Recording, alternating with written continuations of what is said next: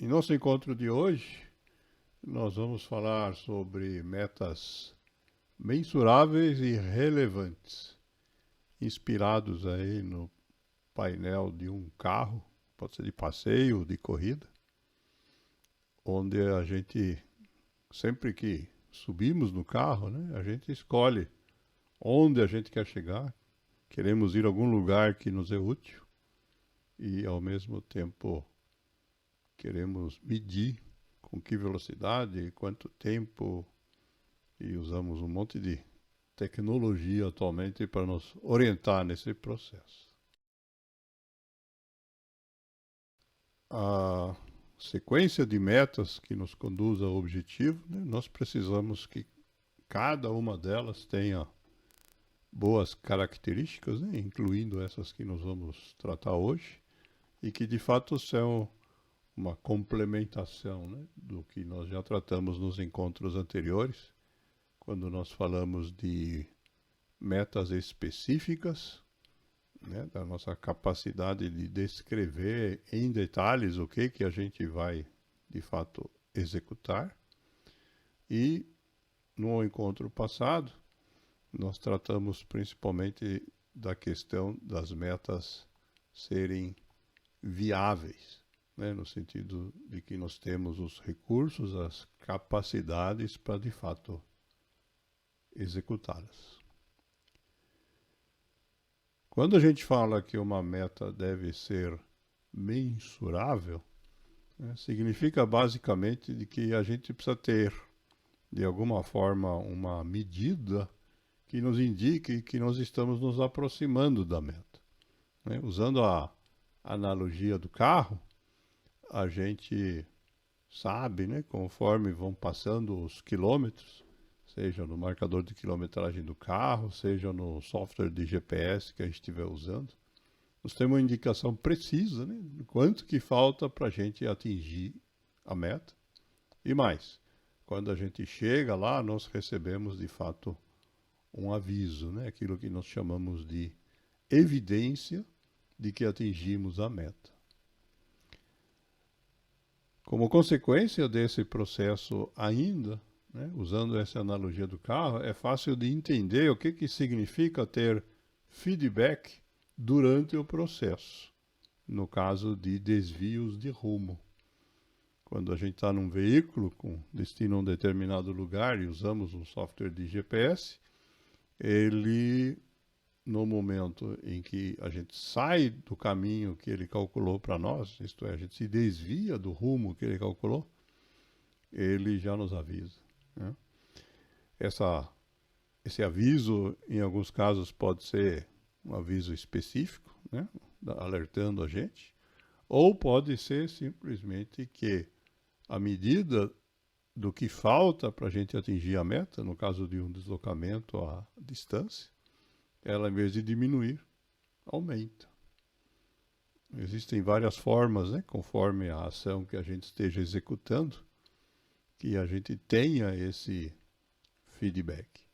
Mas é importante, então, que quando a gente pensar em projetar as nossas metas, né, a gente tenha isso em mente. Se aquilo que eu estou querendo fazer pode ser medido.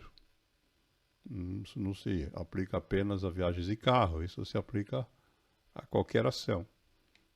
Como ela é feita no tempo, né? No primeiro lugar, eu posso medir o tempo que ela demora para ser executada. Se eu estou lendo alguma coisa, eu posso determinar o número de parágrafos ou de páginas que eu quero ler. E assim por diante, né? Quando a gente tem metas que a gente não consegue medir, fica muito mais difícil, né, da gente se garantir de que a meta de fato vai ser atingida.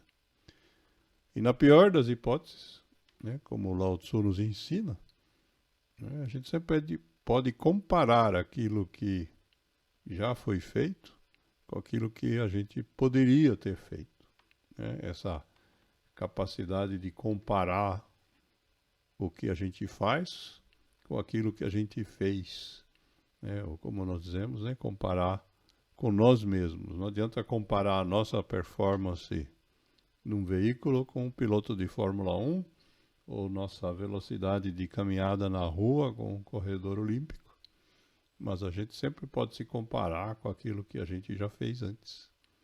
E aí, então, o conselho: meça sempre aquilo que foi feito com aquilo que poderia ser feito.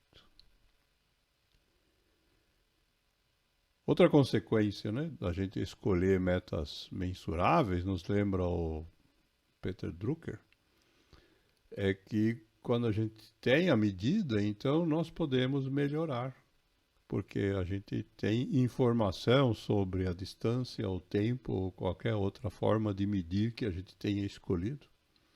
E a partir daí o número de vendas, ou seja lá o que for que a gente tiver projetado, o número de participantes de um evento, etc. Né? Se a gente não medir, não vai dar para saber quando a gente for fazer de novo, se nós fizermos melhor ou pior. Né? Por isso a importância de medir. A outra característica que nós vamos descrever hoje é a relevância. Né? Uma meta pode ser relevante ou irrelevante. Obviamente, as metas irrelevantes não são aquelas que vão nos ajudar a atingir o objetivo. Nós precisamos tomar cuidado, em primeiro lugar, né, que aquilo que a gente quer fazer tem que, de alguma forma, ser para nós, por menor que seja, um desafio. Né? Se o que a gente se propõe a fazer é algo corriqueiro demais, se torna irrelevante. E se o que a gente se propõe a fazer é um desafio gigante que a gente não vai dar conta, também nós vamos ter problemas. Porque nós vamos ter dificuldade em atingir a meta e vamos prejudicar a nossa autoestima com isso também. Então, escolher, né, a relevância é também importante, né? E temos aqui alguns pensamentos que nos ajudam nesse processo. O primeiro é de autor desconhecido, que diz que boas coisas nunca vieram da zona de conforto. A zona de conforto, aqui, independentemente de brincadeiras com as palavras, né, representa o nosso status quo, aquela situação que a gente está acostumado a viver. E se as coisas que a gente vai fazer, as nossas ações, as nossas metas, simplesmente mantêm a gente na zona de conforto, nós não vamos conseguir o que a gente quer, que aqui é chamado de coisa boa. Outra questão importante, também aqui do Peter Drucker, é que precisam tomar cuidado, né? A relevância é fundamental, né? Porque senão a gente pode cair naquilo que ele nos lembra aqui, que tem vários desdobramentos. A reflexão diz assim: não há nada tão inútil quanto fazer eficientemente o que não deveria ser feito. Pensem, por exemplo, no processo burocrático. É emprego para um monte de gente. Pode ser medido, mas é irrelevante, porque não consegue a ninguém atingir aquilo que deseja. É feito apenas para sustentar o próprio processo, a própria máquina. Da mesma forma, né, se a gente escolhe algo para fazer algo que não deveria ser feito, nós vamos, por mais eficientes que a gente seja nesse percurso, né, imaginem, pegando o exemplo do roteiro de carro, né, a gente desviou do caminho, pegamos uma bela de uma autoestrada, mantemos alta velocidade, deslocamos com muita eficiência, pouco consumo de combustível, só que a gente está indo na direção errada. Estaremos sendo eficientes, mas inúteis.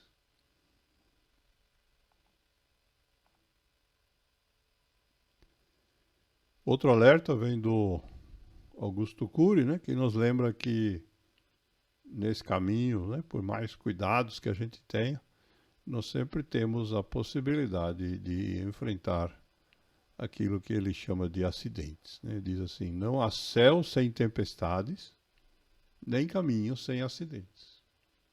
Eles não são frequentes. Por isso ele complementa: não tenha medo da vida, tenha medo de não vivê-la intensamente. Não é porque tem acidentes na estrada que nos vão deixar de viajar. Da mesma forma, não é porque pode dar errado no processo escolher as nossas metas que nós vamos deixar de atingir o nosso objetivo que a gente escolheu para a nossa vida. Outra dica de pensador antigo, que o Pitágoras, né, do universo grego, diz assim: escolha sempre o caminho que pareça o melhor, mesmo que seja o mais difícil. O hábito brevemente o tornará fácil e agradável.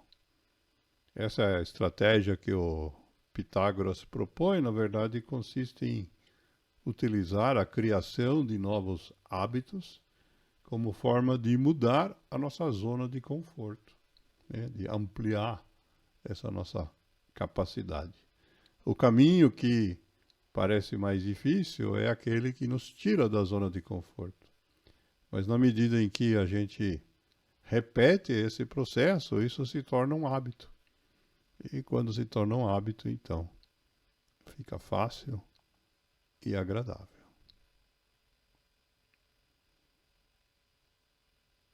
Nesse processo, então, como diz o Charles Chaplin, né, a gente aprende a realizar o impossível. Né? Muitas vezes, quando a gente começa a participar de um grupo de apoio, nós estamos enfrentando dificuldades que parecem mesmo impossíveis de serem superadas. E o Chaplin nos incentiva dizendo que os vossos esforços desafiem as impossibilidades. Lembrai-vos de que as grandes coisas do homem foram conquistadas do que parecia impossível.